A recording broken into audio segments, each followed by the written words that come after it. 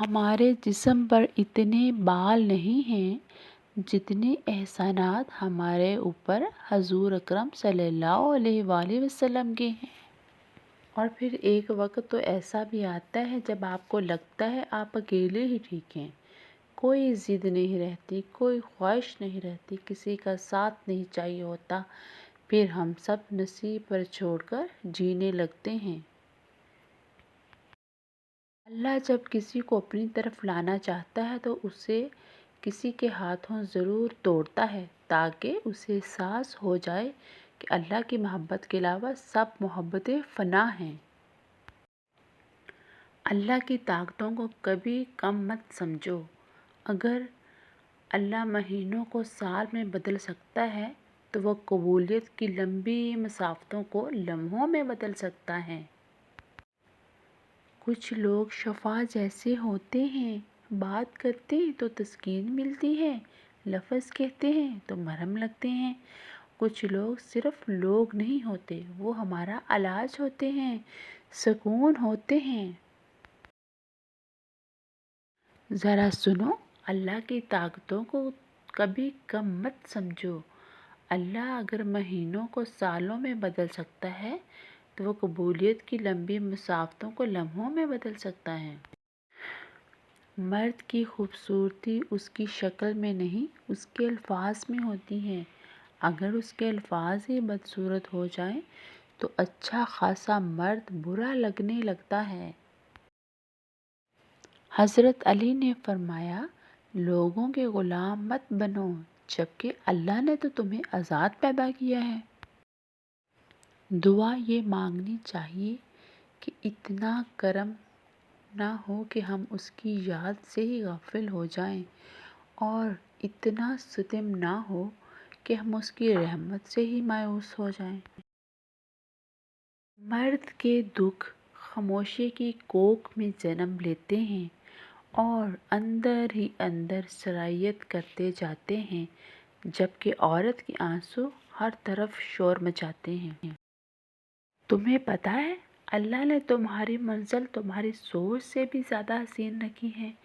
بس تم اللہ پر یقین رکھو، وہ تمہیں ہمیشہ تھامے گا۔ زندگی ایسے جیو کہ کسی کی زندگی کا حصہ بنو یا نہ بنو، مگر کسی کی دعاؤں کا حصہ ضرور بنے۔ جب اچانک دل اداس ہو جائے تو وہ روح مرمت کرنے کا لمحہ ہوتا ہے۔ سنا ہے توبہ کرنے سے روح کی مرمت ہو جاتی ہے۔ مرد ہو یا عورت، کوئی بھی زندگی کے ہر لمحے میں بہادر نہیں رہ سکتا۔ بہت ساری چیزیں ہوتی ہیں جو ہمیں کمزور کرتی ہیں، اور کمزور لمحوں میں تسلی کے دو لفظ بولنے والا دل کے بہت ہی قریب ہو جاتا ہے۔ پتہ ہے تمہاری کہانی اس لیے رک گئی ہے کیونکہ اللہ چاہتا ہے کہ تم اس کا اگلا حصہ خود لکھو۔ جسے تم تاخیر سمجھ رہے ہو وہ دراصل دعا کا اصل موقع ہے۔ تو پھر ہاتھ اٹھاؤ اور اپنا نصیب بدل دو۔ خاموش ہو جایا کریں اور سہ جایا کریں، جھک جایا کریں، مان لیا کریں۔ یہ عاجزی ہے جو اللہ کو بہت محبوب ہے۔ بندہ جب با اختیار ہوتے ہوئے خاموش ہو جاتا ہے تو اللہ کی نظر میں معتبر ہو جاتا ہے۔ وہ لوگ جو کسی کا برا نہیں چاہتے، اللہ تعالیٰ ان کو ایسی منزلیں عطا فرماتا ہے جو ان کے گمان میں بھی نہیں ہوتی۔ زندگی میں انسان کو ایک عادت ضرور سیکھ لینی چاہیے۔ جو چیز ہاتھ سے نکل گئی ہے اسے بھول جانے کی عادت۔ یہ عادت انسان کو بہت سی تکلیفوں سے بچاتی ہے۔ ایک سائل نے کسی دانا شخص سے پوچھا، کیا چیز زیادہ اہم ہوتی ہے، راستہ یا منزل؟ تو دانا شخص بولا، تمہارا ہمسفر۔ دانش بھری عورت وہ ہوتی ہے جو گردش کے راستوں چلتی ہے اور اپنے دکھڑے کسی کو نہیں سناتی، نہ ہی کسی کے سامنے روتی ہے۔ صرف غلط ہونے پر وضاحتیں ہی نہیں دی جاتی، کئی بار ہم وضاحتیں اس لیے دے دیتے ہیں کہ سامنے والا ہمیں بہت عزیز ہوتا ہے۔ دیر لگے گی مگر صحیح ہوگا، تمہیں جو چاہیے نا وہی ہوگا۔ دن برے ہیں مگر زندگی تو نہیں، صبر رکھو یقین کرو سب اچھا ہی ہوگا۔ خواہشات تو سبھی کے دل میں ہوتی ہیں، سب ان کی تکمیل چاہتے ہیں، لیکن دیکھنا پڑتا ہے کہ ان تک رسائی کے لیے کون سا راستہ جاتا ہے۔ اسی راستے کے انتخاب میں انسان کا بلند رتبہ یا چھوٹا پن چھپا ہے، پتہ چلتا ہے کہ وہ سونے کا ہے یا پیتل کا۔ اپنی زبان سے نکلے الفاظ کی ذمہ داری تو ہم لے سکتے ہیں، لیکن سمجھنے والے کی سوچ کی ذمہ داری کسی طور پہ نہیں لی جا سکتی۔ کالی اینک لگا کر دنیا کو کالا کہنا کچھ لوگوں کی فطرت میں شامل ہے۔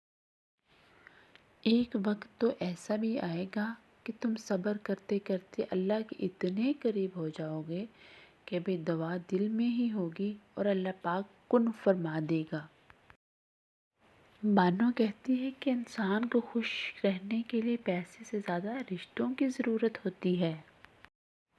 ایک مان ہی تو ہوتا ہے جو ہر کسی کو کسی پہ نہیں ہوتا، کسی خاص پہ ہوتا ہے۔